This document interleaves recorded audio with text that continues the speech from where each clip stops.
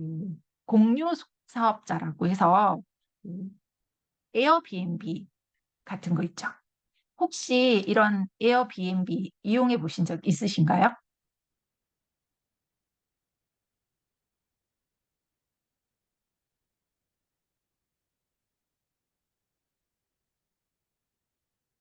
저는 이제 해외여행 갔을 때 이 에어비앤비를 한번 이용을 해봤거든요. 그러니까 빌라예요. 그냥 가정 생활하는 빌라를 빌려서 이제 숙박시설로 이용을 했었는데 저렴하고 일반 뭐 호텔이나 이런 것보다 저렴하고 또 가정집이다 보니까 그 음식을 조리를 해 먹을 수 있더라고요. 그래서 한번 이용을 해봤는데 괜찮았어요.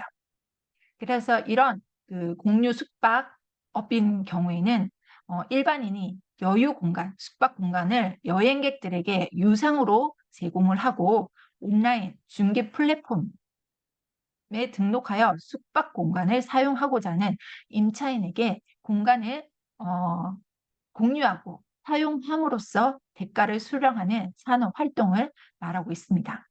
여기서 말하는 이 플랫폼은 정거장이라는 뜻을 가지고 있는데요. 이 인터넷 기반으로 이용자를 연결하고 각종 경제 활동을 통해 수익을 창출하는 사업 모델로서 이 대표적인 공유 숙박 플랫폼으로서는 에어비앤비가 있죠. 이것 외에도 뭐 여기 어때라든지 요즘 그런 플랫폼들이 많죠. 뭐 야놀자 이런 플랫폼들 말하는 거죠. 이 공유 숙박 사업자 같은 경우에는 조금 차이가 있는데요. 이 도시 지역과 또는 농어촌 지역에 따라서 사업자 등록증 낼 때 유의하실 점이 있으세요.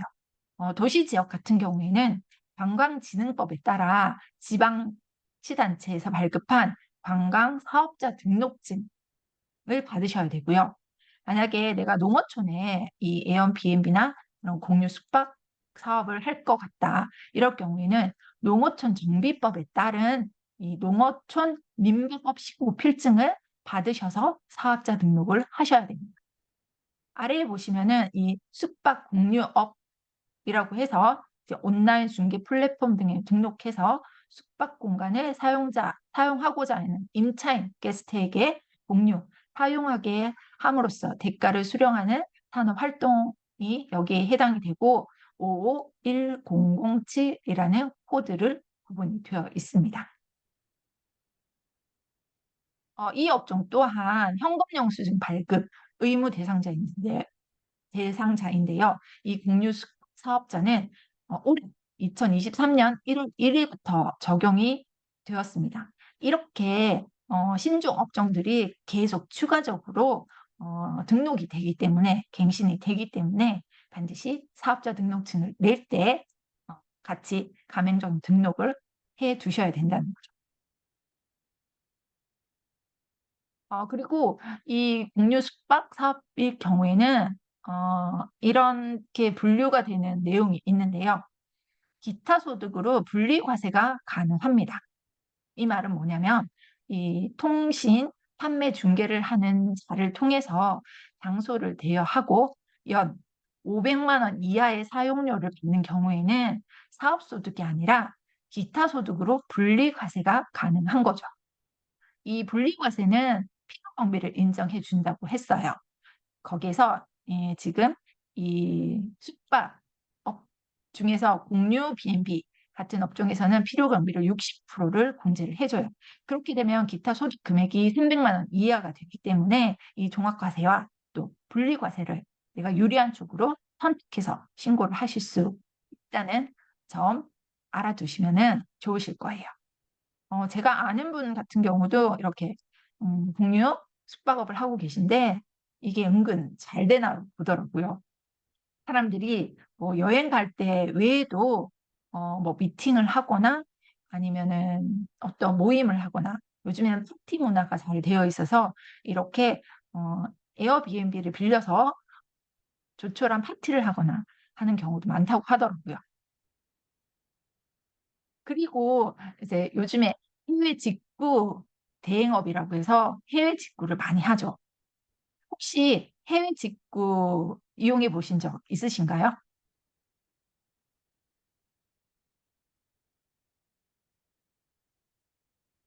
사실 해외에서 뭐 비싼 가전제품이나 아니면은 가방 같은 걸 살 때는 제가 직접 해외 사이트를 들어가서 검색을 하고 또 찾는 게 그렇게 쉬운 일은 아닐 거예요. 그래서 이런 해외 직구 대행하는 사업자를 찾게 되는데요. 이런 해외 직구 대행업이란 것은 이 온라인 몰을 통해서 해외에서 구매 가능한 재화 등에 대해서 정보를 제공하고 온라인 몰 이용자의 청약을 받아서 해당 재화 등을 이용자의 명의로 대리해서 구매한 후에 이용자에게 전달해 줌으로써 이 수수료를 받아서 수익을 얻는 산업 활동이라고 얘기하고 있습니다. 그래서 그 상품에 대해서 이용자 명의로 대리해서 하는 거죠.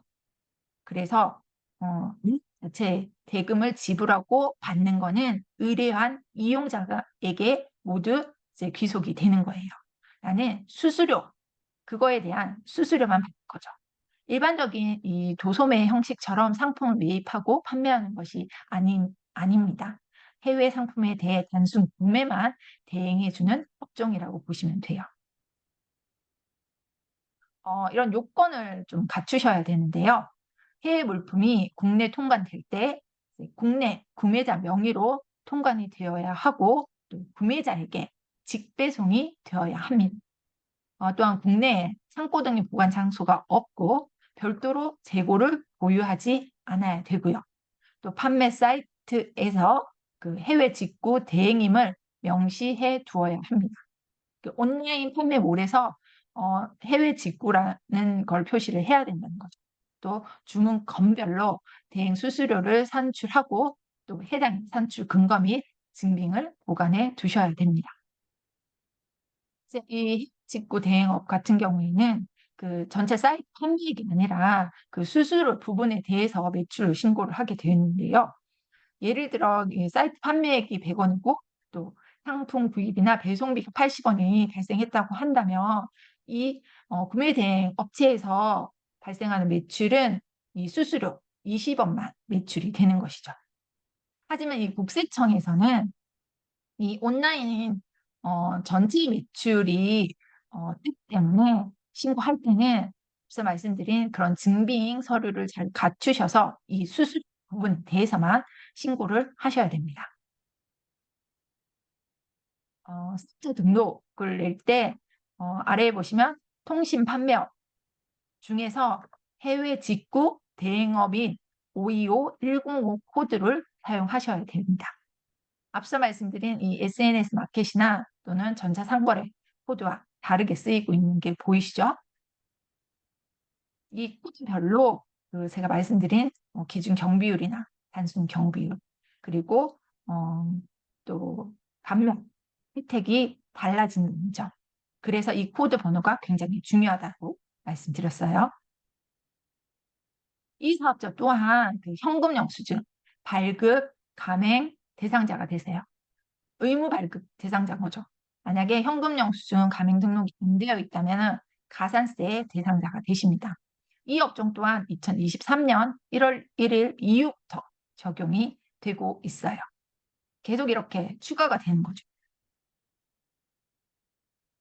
이 해외 직구 같은 경우에도 통신 판매업에 해당되기 때문에 시군, 구청에 이 통신 판매 신고를 받으셔야 됩니다. 또 SNS 사업자와 같이 이 해외 직구 대행업 또한 표시를 하셔야 돼요. 온라인 상에 그 상호, 대표자 성명, 주소, 전화번호, 또 통신 판매 신고 번호 등을